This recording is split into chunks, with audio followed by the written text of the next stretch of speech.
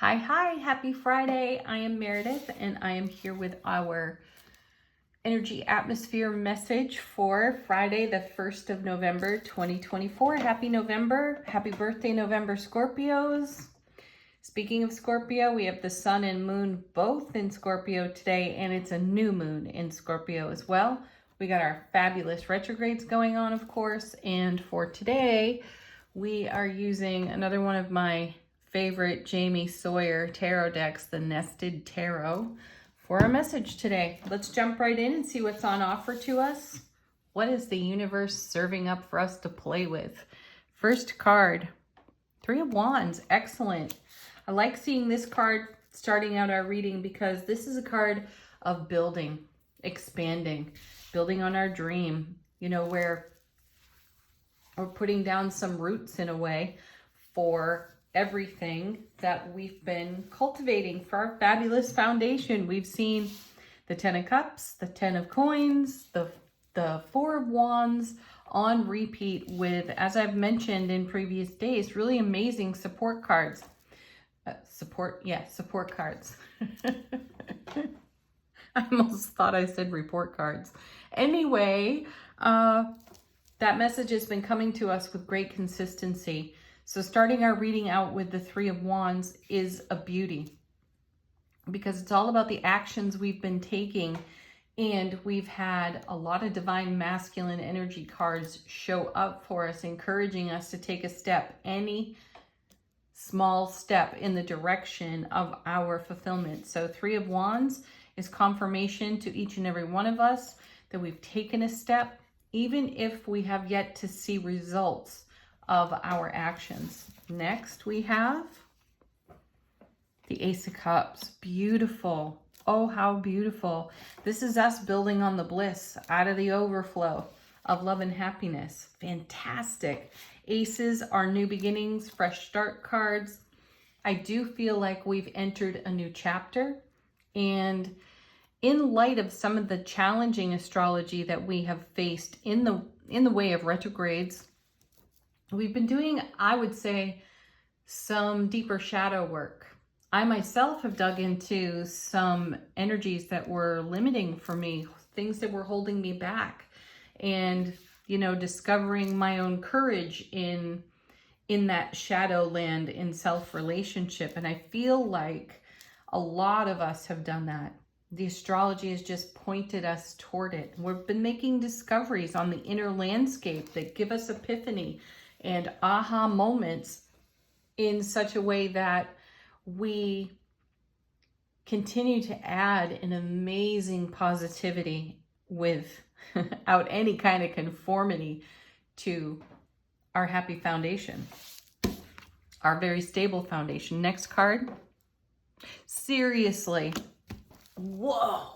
People, look at that. The Four of Wands. There's the happy, super happy, stable foundation. I have goosebumps. Whew, that's awesome.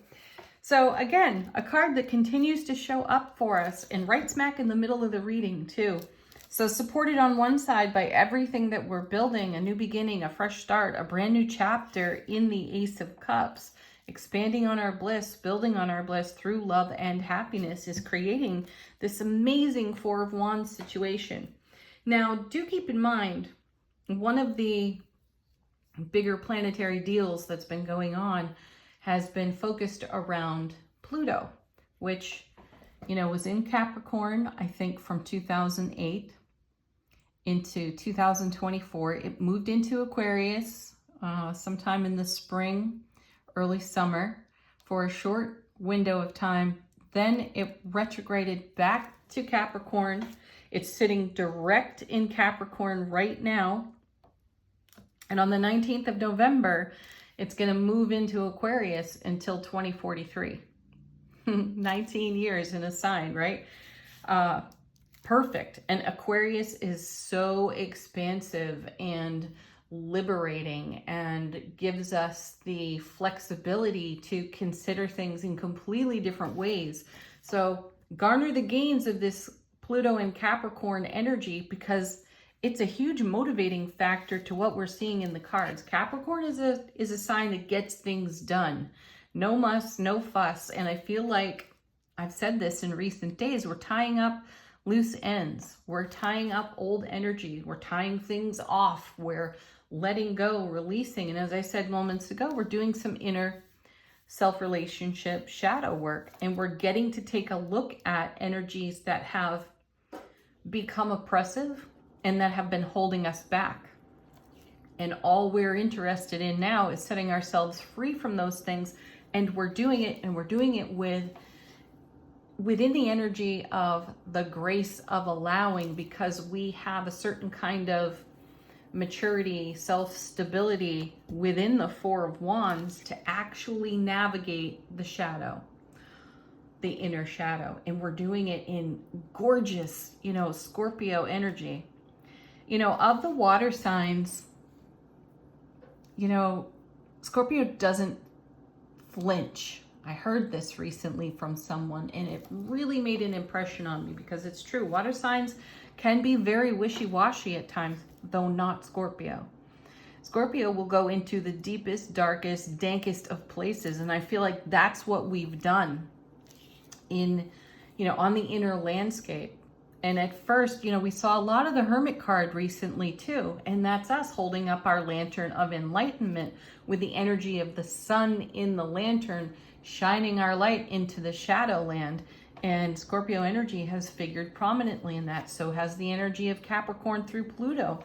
So we're all about getting things done, and we're not at all about flinching. We want to look at things head on.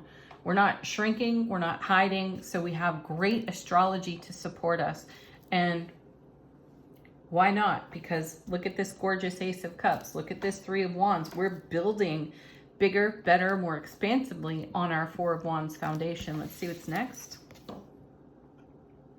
Yeah, honest to goodness. There it is, Eight of Pentacles. Another card that shows up consistently for us.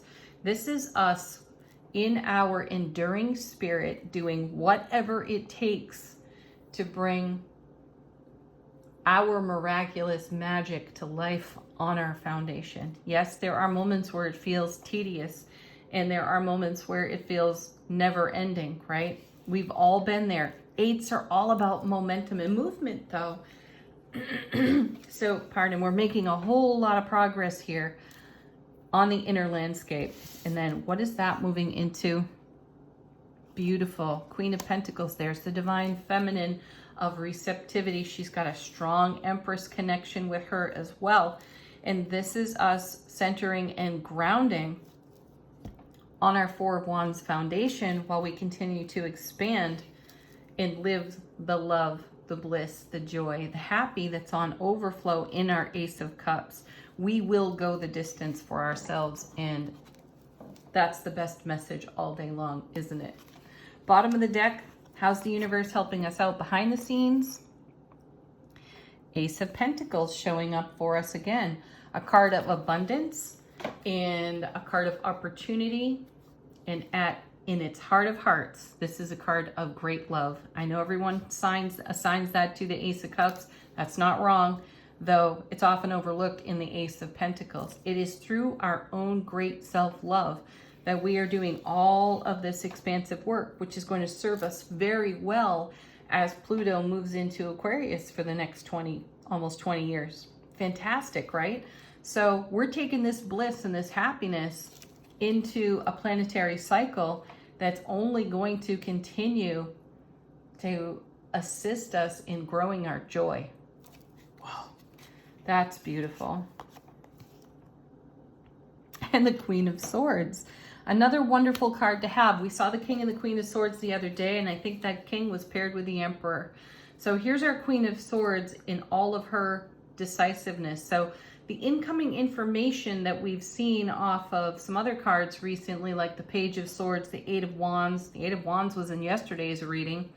And we're being swift and decisive in the choices that we're making as the universe delivers to us a lot of option, a lot of things to consider.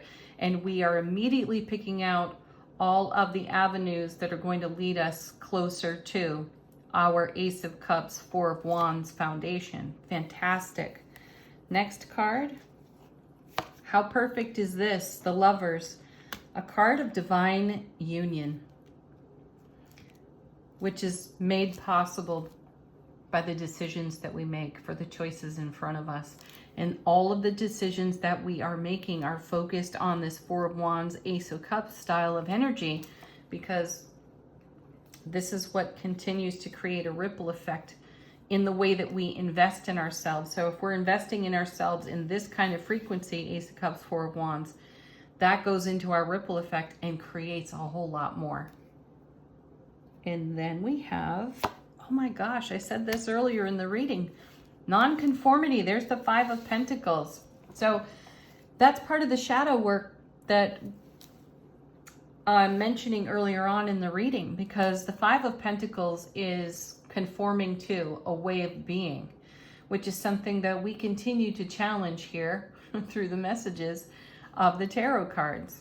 There's, as I said earlier this week, doing the same old thing will get you the same old result. You're not going to get a different result. You have to take a different tactic, a different strategy within self-relationship to create the vision that you are nurturing in heart-mind coherence. And we've done that, though. A fish doesn't know it's in water, right? Do you think about the fact that you're breathing air? Probably you don't. Not often anyway. And that's just the thing with conformity. Sometimes we do things out of pure familiarity, for the way that we were raised, for the peers and elders that we have emulated, and even by social standards of acceptable behavior, right? We've conformed to certain things that don't necessarily harmonize with our true Ace of Cups, Four of Wands spirit. And those are the energies that can hold us back. Remember, we've got something really unique. Each and every one of us has something so super unique to contribute. And we don't necessarily contribute whatever that energy, whatever that uniqueness is, if we're in conformity. So that's change that's happening, and it's change we're making. And then we have the Two of Swords. This is another card that we've seen a bit of recently too. This is about going within and quieting the energy, quieting the mind chatter, so that we can listen to and follow through on our intuition. Twos in tarot are always about making choice and decision. And we're making choice and decision out of great love and a desire for divine union within self-relationship, because that becomes the ripple effect. And that's what creates the Ace of Cups, Four of Wands foundation, and continues to grow that within our sphere of influence. Some other cards we've got down here, Eight of Swords. This is a freedom and liberation card. We're setting ourselves free of this conformity energy over here. I love that. The World. A whole world of reward awaits for everything that we've been investing. Gorgeous. All right. Angel answers. If you have a question, something fresh you want to tune into, put it to this deck. Let your guides, angels, ancestors bring you a message. The Let Go card. There it is. Eight of Swords. Let go. Free yourself. Free your mind. Free yourself of conformity. Yeah, reconsider. Definitely reconsider what you do, how you do it, and why you do it. And is it in keeping with what you nurture in heart-mind coherence? And then likely you'll find something to recover from there. You'll have a heck no moment. I'm not using that energy anymore. I'm going to let that go, because you're ready. You're ready for everything these tarot cards are talking about, which brings you emphatic success. Sweet. Really sweet. Final, well, not really the final word, because I have one more deck here on the table we're going to get to. Next word on the reading. How is our soulful presence informing our waking consciousness? Angels and ancestors deck.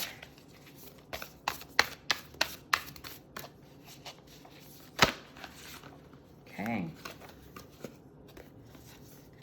Wow, there's 3 of them here.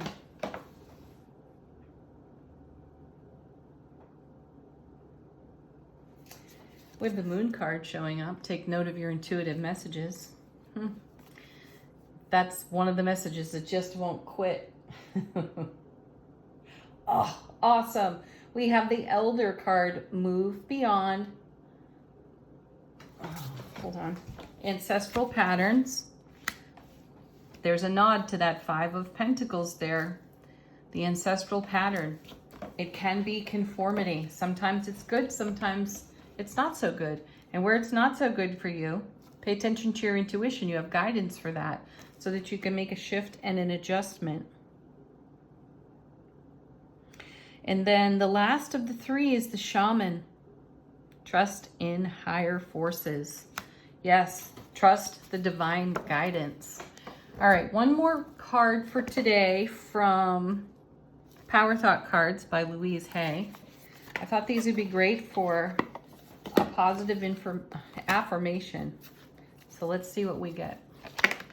Oh, we have one falling out already. Perfect. My future is glorious. I now live in limitless. Hold on. Love, light, and joy. Whoa, there's the Ace of Cups. All is well in my world. There it is. All is well in my world. My future is glorious. My now is glorious. So you can't miss with your future, can you? Have a great weekend. Enjoy this beautiful new moon. Plant some beautiful seed thoughts on this new moon while Scorpio is visiting the sun and the moon together. Go deep, folks. Peace, love, happiness. Namaste.